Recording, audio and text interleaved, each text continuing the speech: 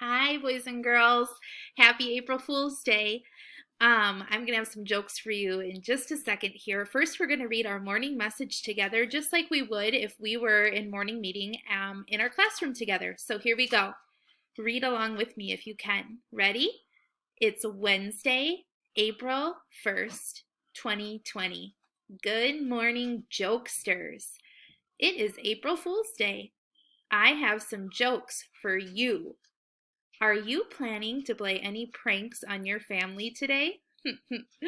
From Mrs. Feldkamp. All right, ready for some jokes? So on one slide is going to be the jokes question, and then you can pause the video if you want to guess what the answer is with your family for a few minutes, and then press play. And I'll flip the slide and I'll show you what the answer is, okay? Here's the first one. Q right here means question. So the Q right here is question.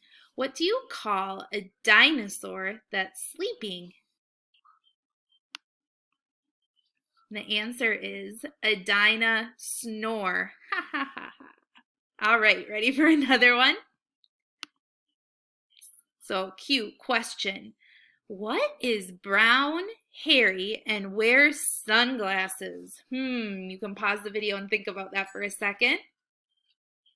All right, I'll switch it to the answer.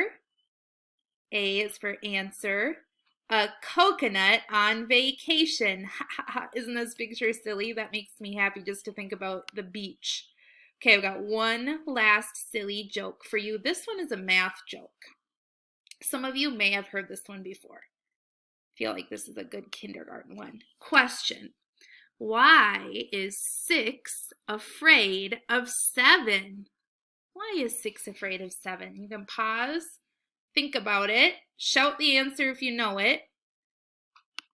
And the answer is because 7, 8, 9. Ha ha ha. And there's this silly picture of 7 eating up the number 9. Okay, so speaking of numbers and math, I have a job for you to do today. And I'll show you on this slide. So for your comment of the day, which you need to do so I can take attendance within 24 hours, is to pick a couple of ways to practice counting at your house. So you can do this with an older brother and sister if you have one, or your parents if they're home, or a babysitter, whoever is home with you and can listen to you and make sure you're counting correctly. I listed a few different ways you can count, so pick a couple of them and let me know how you counted in the comments. So you might just count regularly by ones as far as you can go if it's to 100 or maybe not yet. You could count by twos, like 2, 4, 6, 8. That's one that we hadn't gotten to in class really yet, but some of you know how to do it. By fives, like 5, 10, 15, 20. We've done that one during calendar at school. And all of you are really good at counting by tens, 10, 20, 30, 40, 50, and so on. See how high you can get. And then how about counting backwards? And by the end of kindergarten, every one of you need to know how to count backwards from 20 to 0. See if you can do it from 30 to 0 if that's easy for you, or from 40 down to 20. Okay, challenge yourself. You might want to count in a singing voice or a robot voice or a baby voice or even in a whisper. Your parents might like that one.